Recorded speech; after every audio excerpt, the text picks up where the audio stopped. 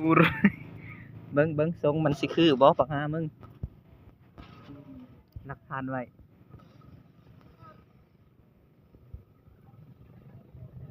สั่งหมดสั่งหมด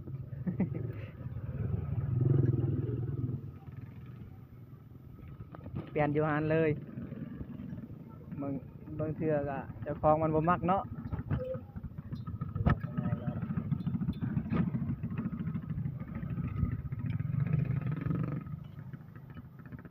โอ้ 4.5 ตันน้อยแท้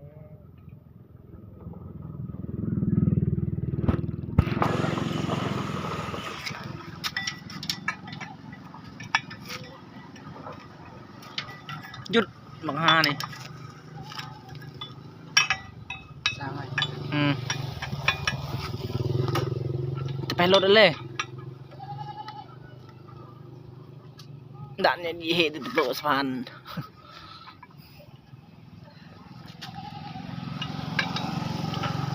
มันยังอยู่ตัวนี้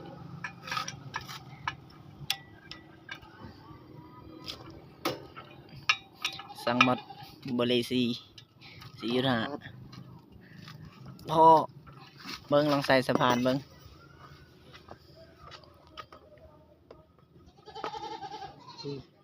คันมันยานโพดกะง่ายจักเลยยานโพดจักออกอยู่แม่จะที่สิบรี5.5ตัวนั้นยันกระปุ้งกระโจกระปุ้งรอดได้เซยเนาะแต่ว่ามันแงกอยู่หน่อยนึงซื้นเนี่ยมาเสียแต่ตัวนี้เองนะพอยานตัวนี้มันตกเลยมันบ่ลมบันไดตัวนี้เพราะว่ามันบ่ตกบ่คันว่าเขาสิจอดอีกได้บ่จอดยังจอดอีกห้องนึงเดี๋ยวนี้บ่ได้ดอกบ่คือมันง่ายจักสร้าง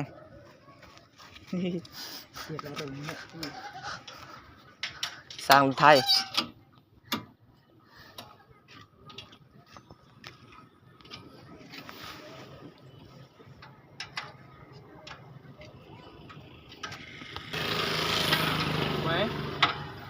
คันว่าใส่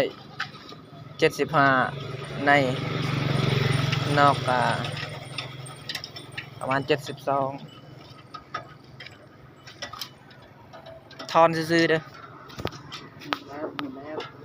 หรือว่าเอาเมื่อนั่นเลยบ่เดี๋ยวนี้ให้มันแกะเองอยู่เฮือน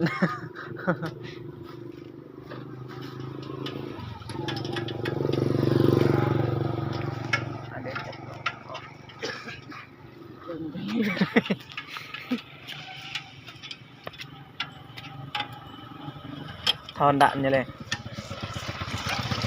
tay này ít này ta nhức nhar đi tàu cầu 5.5คันว่าคายคืนนี่ตัวนี้เขาสิซื้ออยู่บ่อ้ายยังเขาไปซื้อแล้ววันไรกันก็ได้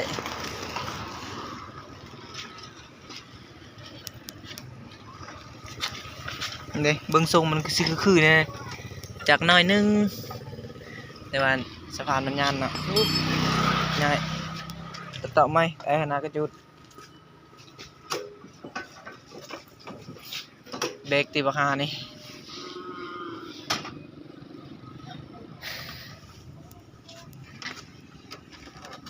ngự ngăng hở đây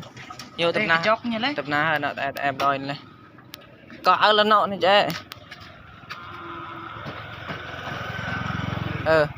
gà khinh này gà khinh gì gà khinh chỗ bom ấy đây nè cái nhảy vào đi đã thôi đã nhá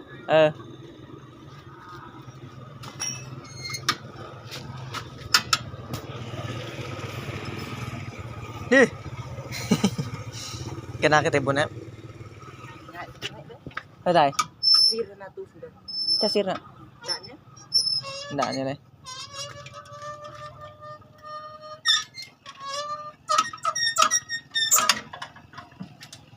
เบิ่งมันแงงบอกก่อนสิแข่งมันก็เบิ่งตีบักฮานี่ เงี้ยงไปเลยเงี้ยงเด็ก นี่เนี่ยด่าเนี่ยเฮ้ยอ๋อสร้างตัวนี้นี่มันยากเนาะ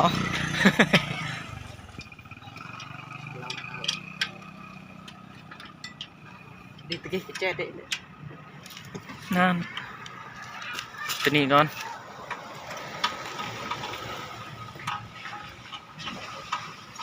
nó tặng cái đoạn văn may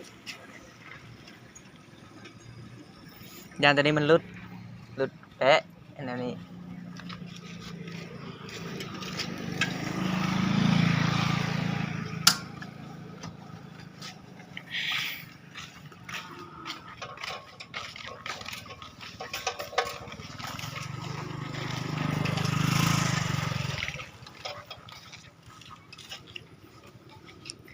คันว่ามันใส่ตัวนี้มันความไวมันได้เท่าได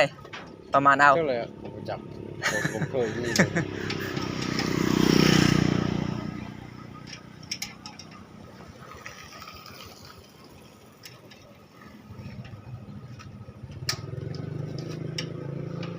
ข้าวยามไม่สังอยู่หันเนาะบ่ จับเขา จักมือแล้วข้าวยามอยู่นี่ ตามมือ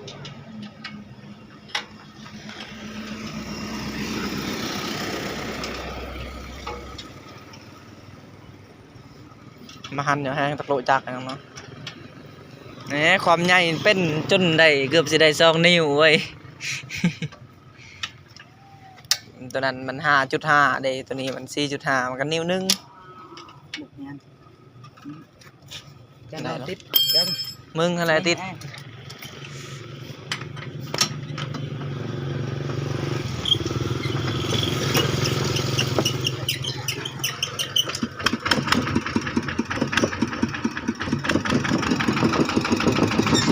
ได้ปะ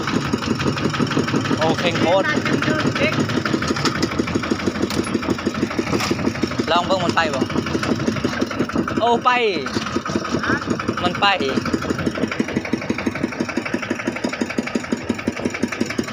หนานอีกพอแล้วจะนอนมันสิคำเอาอีก